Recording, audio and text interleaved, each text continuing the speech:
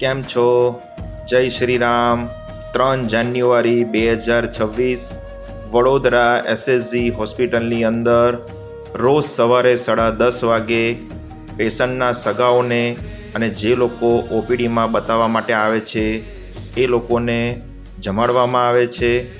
આજે જમવાની અંદર દાળ, ભાત, મિક્સ શાક, રોટલી, ખમણ, કંસાર, મેંગો ડિલાઇટ અને પાણી આપવામાં આવે છે.